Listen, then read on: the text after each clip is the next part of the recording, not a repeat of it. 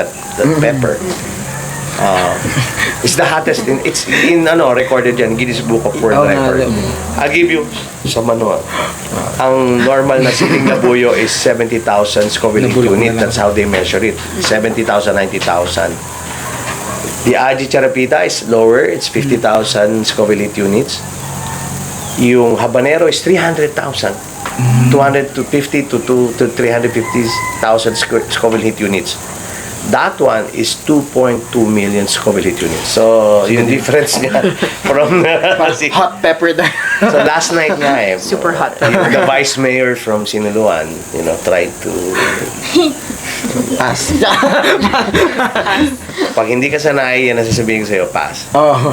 Pero mamaya hugasan mo yung kamay mo. Don't touch your face. Yeah. Kahit po yung surface lang yung sinabi. Just to be safe. Kasi you don't, it'll burn. So later, mamaya, you just use Joy. So, hi, this is Farming with Tyron and Karen.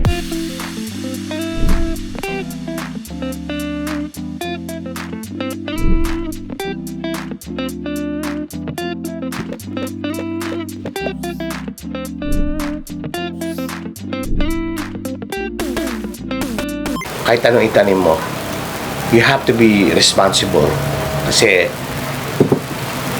you cannot harm the soil because in the end, yung pag hinarm mo yung soil, hindi na yan magpuproduce para sa'yo. Because what the chemical fertilizers do and chemical pesticides, ang ginagawa niyan is it makes the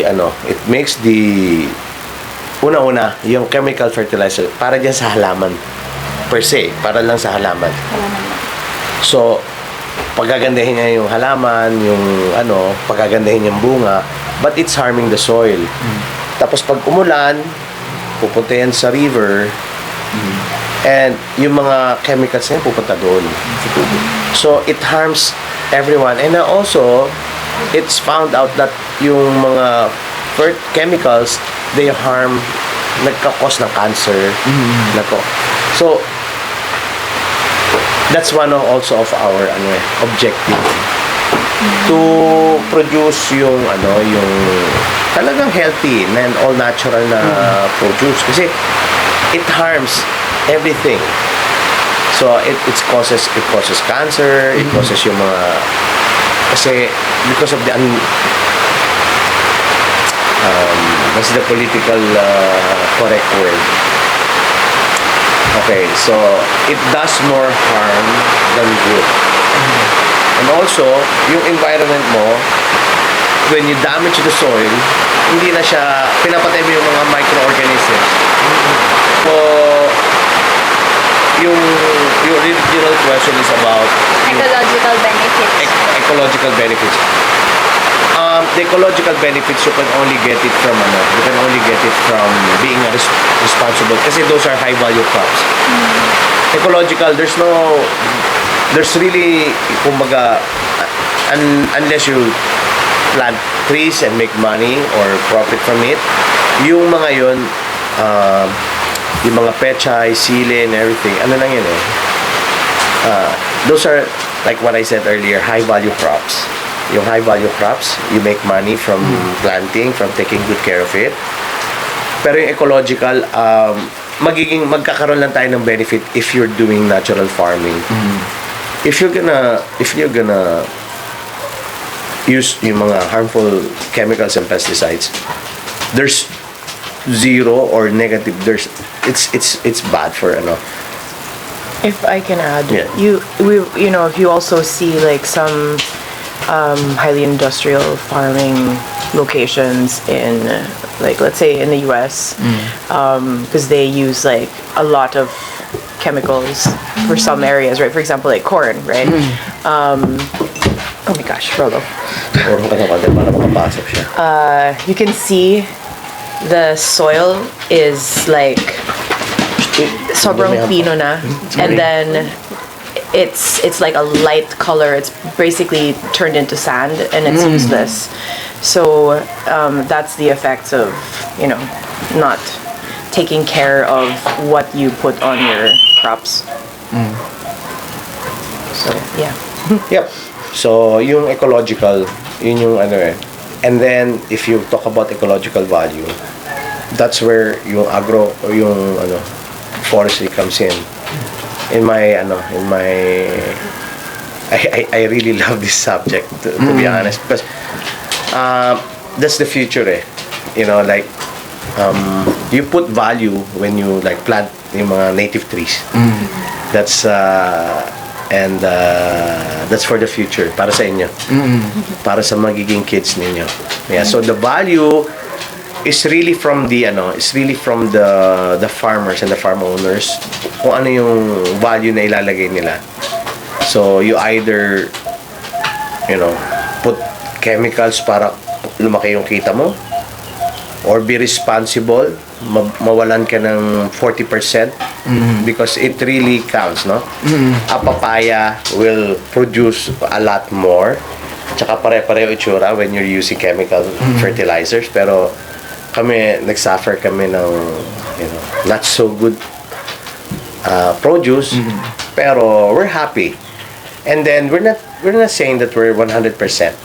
So there are times that we must, pag sobrang grabe na yung sakit ng mga halaman, but we're, like what I said, we're responsible. Like yung nagkasakit yung 27,000 trees namin ng sili, ang advice namin is to put yung chemical, parang fungicide or na it will harm the soil for like years.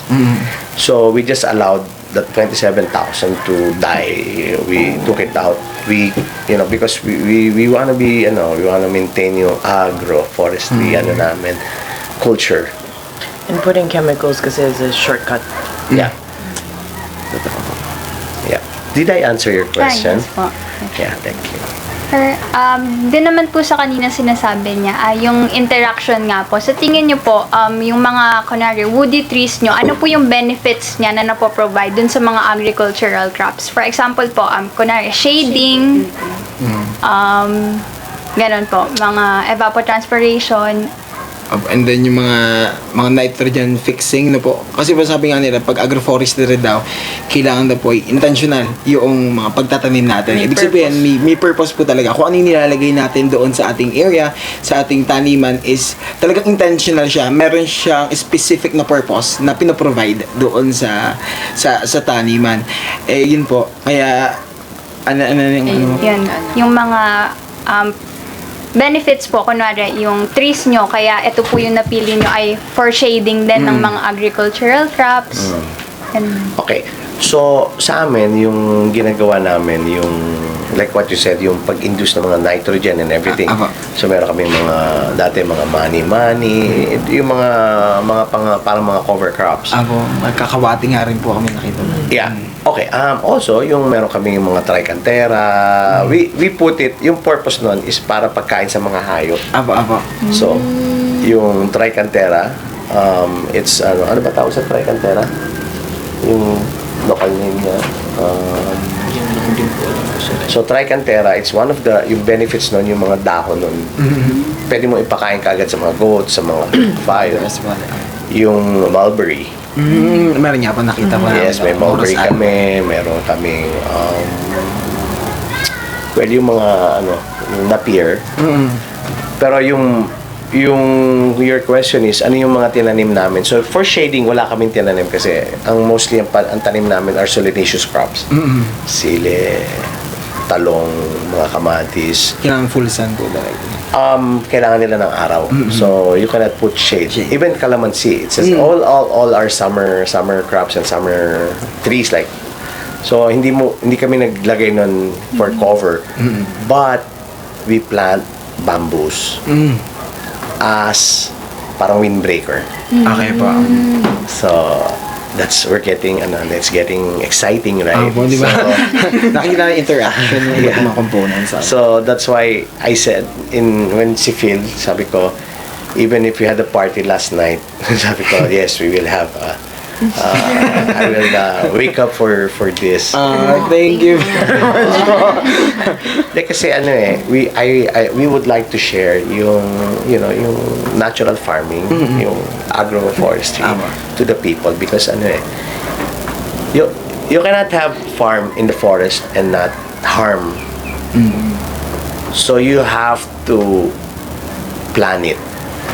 So yung correlation, yung question mo was, anong ginagawa namin to put up trees para what was your original question? Sorry. Ay, yung sa lang po, interaction lang po ng woody trees pati agricultural crops. I don't know if it's bamboo is considered as woody tree. Pero, They're grass po.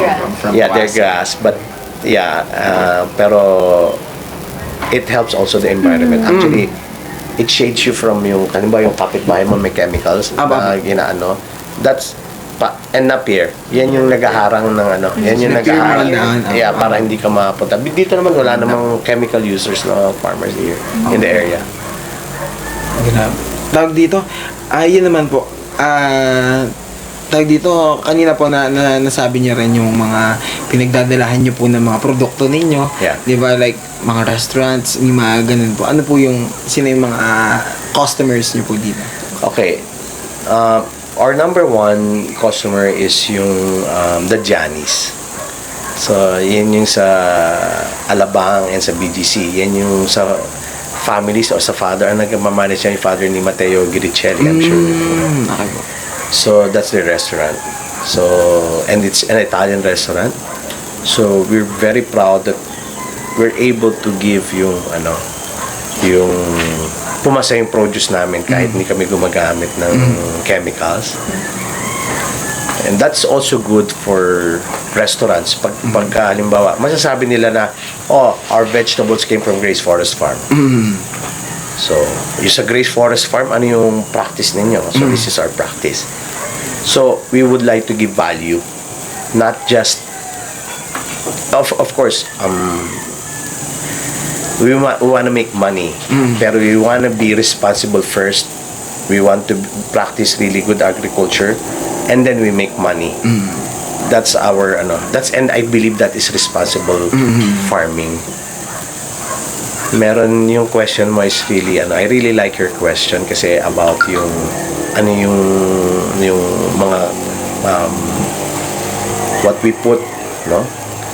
So one unique thing that we're doing in the farm is we're doing yung food forest and we would like to be the model in the Philippines. So yung nandun yung high value crops namin and then we were partnered by Philippine Coconut Authority, so they gave us 150 seedlings of dwarf coconut. We were also given mga 50 UP Banos, and from here Jun, ano yung mga tinanim na natin dito sa taas. Ginagawa kasi namin itong food forest Ano po ito? Lansones o langka, yung rambutan. Those are pero hindi masyado nagtatrive dito, pero yung Lemon. we have a lot of lemons. Dalandan, lime, pomelo, guava. So bumibili kami and then nilalagay namin. So it 3-4 years this will be a food forest. Parang Food forest po. Food forest. Okay, when you say food forest pa, ano po yung ibig sabihin po niya for... It's now they're doing it in the States, in Europe. Parang they plant mga fruit bearing trees. So hindi ka lang yung parang maging self-sustaining. And then makapag-produce ka din ng mga fruits yung using yung mga lands na nandito sa area. So it's basically like a forest of trees that you can Forest just go out there and pick whatever fruits you like. We have So santol, it's sort of like a bit of a, to me, it feels like a bit of a fantasy. Like I'm thinking about it in the future. You can just like, I want pomelo, I want this, I want that, and it's just all there. basically this farm is a childhood this is a childhood dream. Like Siyempre, yung age namin, yung our generation, parang, oh, we would like to have a horse. We would like to have, free-range chickens. We would like to have like a tree house. We would like to have yung trails that you can walk, and you would like to have gusto mo lang pipitas ka pag gusto mo ng lansones, kung gusto mo ng ganito, kung gusto mo ng you put there. So yun yung namin, that one is our tree house. Actually, that's where we normally sleep. Kaya lang mulan sa kagabi. It's just an open space. So, and then we have horses. And then our dogs running around everywhere. Dito lang kasi yung may mga manok ni June, kakainin nila, tsaka yung mga bibe, and then we have ano yung mga bibe, pato, at tsaka yung pabo. So it's yep. Ayan, sige. Next question naman po, when it comes po sa strength and weaknesses ng farm, although napa-happyawan naman pa, sige, reiterate lang po na, when it comes po sa kung productive po ba yung productability ng farm nyo po, ano po sa tingin niyo yung strength and weaknesses? Okay. So our strength is yung the crops, the unique crops that we plant, like that pepper. It's the hottest it's in recorded yan, Guinness Book of World Record. I'll give you some ang normal na siling na buyo is 70,000 Scoville unit. That's how they measure it. 70,000, 90,000. The Aji Charapita is lower. It's 50,000 Scoville units. Yung habanero is 300,000. 250 to 350,000 Scoville units. That one is 2.2 million Scoville units. So, yung difference niya from hot pepper there. So, last night nga Super hot pepper. the vice mayor from Siniloan, tried to Pass. pag hindi ka sanay, yan ang sasabihin ko sa'yo, pass. Oh. Pero mamaya hugasan mo yung kamay mo. Don't touch your face. Yeah. Kahit po yung surface lang yung sinabi. Just to be safe. Kasi you don't, it'll burn. So later mamaya, you just use Joy. So, and then, yung namin, we take pride in our lettuce and arugula. And most of our produce, yung pwede mong ma-process, like papaya, pwede mong gawing soap, pwede mong gawing atsara. Yung kalamansi, pwede mong gawing kalamansi juice. Meron kaming mga anong tawag dito, yung ano pa ba yung mga tanim natin that kalamansi, sibuyas. Kasi we produce our suka, our own spice vinegar, it's sukaracha. Ano pong pangalan ng sukaracha? Ng suka? Ay, naubos na, ibinigay namin dun sa mga visit. Pero meron tayo dyan, mamaya pakita mo sa kanila. It's spice vinegar. Yung vinegar namin nagagaling lang dito sa mga kapitbahay na from the coconut trees. And then we put our produce there. All natural. It's actually very, like, for example, the Carolina Reaper is quite pricey, but because it's our own produce, we're able to sell the sukaracha for a really low price since it's our own stuff. So that way, it's like everybody gets to try like this amazing Aji Charapita, that one. And Filipinos can enjoy that unique flavor. Na pag binili mo sa Amerika, sa US is multiplied by 10 times. Grabe. Because 350 ml, we only sell, ang SRP niya is 110 to 130 pesos. Pero what's in there is so much more expensive. So, that's the value. Yung pinag-usapan natin na how you make money. You don't make money destroying your environment. You put value. You sell direct. You don't like go to the traders. Mga middlemen. That's the problem of the farmers. Totoo po. They're not all bad naman. But ang pinaka-basic question dyan is kailangan marunong ka mag-planning, which ginagawa ni Phil at saka ni June. Halimbawa, magbebenta kasi kami, nakaranas kami ni Karen, nagbebenta kami sa mga palengke. Pumipila kami sa nagbebenta ng pechay, ng sili. No? In the middle of the night. Yeah.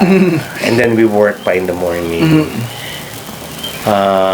Ang ano dyan, ang tanong, parang, okay, sige. Bibili ako sa'yo ng pechay ngayon. Hanggang kailan yung pechay mo? Baka naman, next month wala ka nang may bibigay sa akin. Ile-let go ko yung trader na nagbebenta sa akin. And this trader, day in, day out, meron niyang produce. So I think the value, yung mga ano yan, is kailangan meron kang produce na kaya ng traders. So make sure, even if you don't have yung big property, just make sure na meron kang ipoproduce this week. Yung consistency. And that's how you can compete in the market ng mga traders. Because the sad thing about the farmers, state ng farmers is, for example, meron kang pechay. You see in the supermarket, they sell it for like 200 per kilo, 250 per kilo. Bago pumunta yon, yung traders, ang benta nila is maybe 120. Siyempre, meron pang spoilage and everything. No? Yung traders, they get it from the farmers for 20 pesos. The markup is kawawa yung farmers. 30 pesos, 25. And that is also, kaya ko lahat ng all the students that come here and everything, I face them because para malaman niyo yung problem ng mga farmers. Totoo po. And it's sad. Sila yung nagpaparaw, sila June. Totoo po. Sila yung, till the land. We till the land. And then, you buy it in the supermarket thinking na the farmers are no. So, we're barely making it. That's the sad state, and I hope that you can share this story para the people will be aware that they have to support the farmers. Buy their produce, buy direct. Yeah, best. Totoo po. Yeah. Kumbaga yan talaga yung sad reality ng mga farmers dito sa Pilipinas. Kung hindi nyo talaga sila bababain sa masa o titingnan kung ano yung katatayuan nila, hindi tayo magiging aware kung ano ba talaga yung nangyayari sa nakakalungkot kasi na sabi nyo nga po na parang ang hirap nung ginagawa nila, sila yung nagpapainit, sila yung nagtitil ng soil, and then it's a hard work talaga, pero ang baba ng Si bilisan Jun, nila. anong oras ka nagising? Before 5. Before 5, he's awake to take care of the plants. And imagine, meron mga times that pagka nakasabay-sabay yung mga farmers ng tomatoes, it will be more expensive to sell it because kailangan magbabayad sila ng tao para i-harvest and everything. So they just allow it to rot. So, I'm not really into politics, but I really believe there's improvement in helping the farmers. So, we benefited from it, like free. Especially this town is special, Siniloan. Siniloan is only the 9th in terms of size of in Laguna, yung The area. Yung taniman, Ay, okay. especially ng palay, 9th. Pero 3 consecutive years, Siniloan town has won rice efficiency not only in Laguna but in Region 4. So the most efficient. So it can be done. I hope you can mention also in your report about the farmers being heroes. So malaman nyo, your friends, your family, that farmers are heroes. Next question naman po in terms naman po sa adaptability ng mga, kunwari yung practices niyo po dito, sa tingin niyo po ba kaya din siyang ma-practice ng mga ibang Farmers. farm din po around? Yes. It's not just about kailangan isipin nila, it's not just about money. It's just you have to be responsible and you have to plan. Kasi, you think maybe 10 hectares is big? No. If you don't plan it, maraming mawi-waste kang areas. Totoo po. Kailangan itong 1,000. You plan by small. 1,000 square meters here. Anong gagawin mo? 1,000 square meters here. 2,000 square meters here. That's why what we practice is lahat ng pangalan namin nandyan. Tyron A, Karen A, June A, Phil A, and then you plan yung, okay, don't focus on big. Kasi when you listen to YouTube channels like, you earn 7 million, you earn ganito. That's not totally true. Siyempre, kailangan maging famous ng channel, kailangan maging, Attractive sa mga thumbnail and what. So,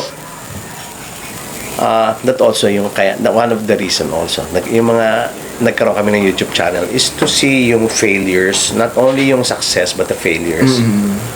Like kinain ng kambing namin yung mga sili. So, yung mga questions yung kanina, doon nag-i-evolve. Ano yung interactions? Ano yun So, alam mo yung goats. Kumakain ng halaman yan, tapos naghahalaman ka. So, it doesn't, unless you have a safe place to put. Okay. Ano ulit yung original Ayan po. Yung sa adaptability lang din po. Yeah, definitely. I think, like what Tyrone said, it's all about planning. So yes, absolutely. Everybody, as long as you learn how to plan properly, we have a large property. But if you are very efficient, you can actually take like 1 hectare and be more productive with that 1 hectare versus somebody who has like 50 hectares, 100 hectares, and they don't know what they're doing. So it's really all about just understanding the processes, understanding your crops, what to do if they get sick, where does it go once you've grown everything. Like it's really just you have to plan. So yeah, definitely adaptability, as long as you know what to do, as long as you study and plan it. Yeah, you don't, parang yung culture ng sa Pilipino, yung lalo na sa pagmumotor, yung liko muna bago tingin. Meron din, tanim muna bago kayo magplano. That's not gonna be okay. So you really have to plan para to be successful. And also, in the process, hindi ka makaharm ng And can I just say, Tyron's done a really good job of planning this place out, because when we first got here, I don't know if he mentioned earlier, because obviously I arrived to the party late. This place was it was like all like that. Like you couldn't walk through it. There was just like weeds and everything growing everywhere.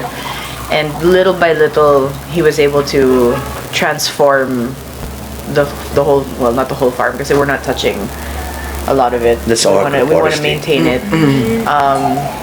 So, down sa baba where it's flatter, that's where he, I don't know, worked out the plots. I'm not very good at figuring that stuff out, but he was able to plan ahead. And of course, there's a lot of things that we're learning along the way. But I think what's most important is, and I think this is something that everybody should practice, is leave the world better than when you left it, than when you found it. Leave the world better than when you found it. So that's what we're trying to do here. Next question naman po. Nabanggit niyo po kanina yung sa mga failures po ninyo before. So, gusto din po namin malaman, paano niyo pa po mai-improve? Or ano po yung mga ginawa niyo para ma-improve po yung mga failures nga po before? Mga learnings din dun sa failures. Number one, ang mga failures namin dito is yung pesos per kilo.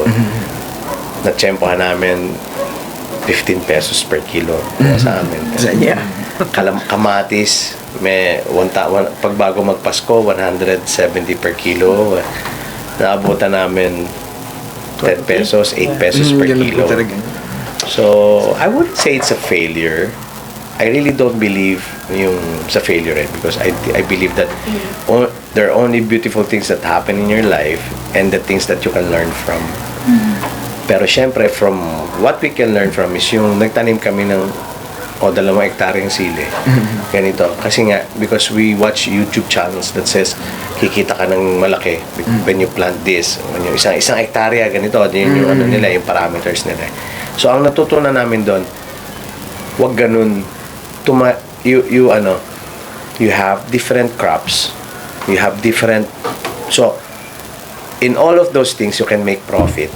So, yun yung natutunan namin. We don't... No monocropping. Yeah. Don't, and I'm not saying don't, but in what we learned, kailangan you have different crops.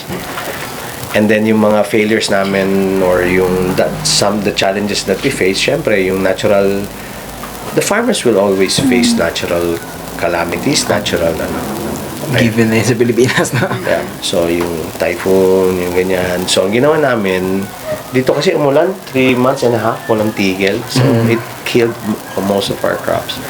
Our soil was like slush. Yeah.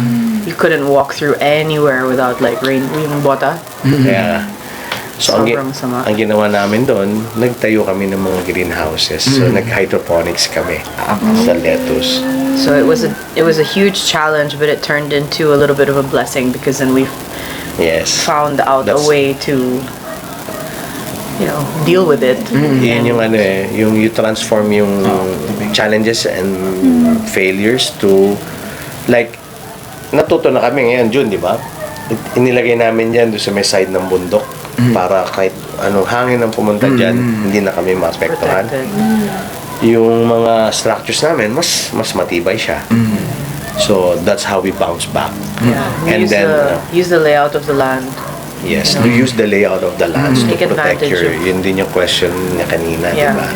So, you put your, yung mga high-value crops ng mga kokowera na isipin mo, halimbawa, yung bagyo dito ka tinamaan, ganito yung dumating sa'yo. So, tapos, ang isang namin ngayon, raised beds. Para yung hindi na ma-wash out yung mga tanim namin na halos lahat na tayo dyan, no? Yeah. Ano na po yan? Marami na po. Yeah. You work with what nature has provided. Yeah. So, you see this house, no? Like, we don't really use much, we don't barely use concretes and, it's all Wood. Simple. wood, using wood, ganyan, because that's part of, para sa amin yung, actually off-grid talaga itong taas eh. Kaya lang we only had to do it para sa mga charger na po. Yeah. So, all of these are solar lights. You only have 2 outlets, Yeah. and for it's the only enough to power charger. just to charge your cell phones. Wow. Even the lights there at night, you see, those are all solar lights. Yung nakalagay sa mga puno to light. Aba. Yeah.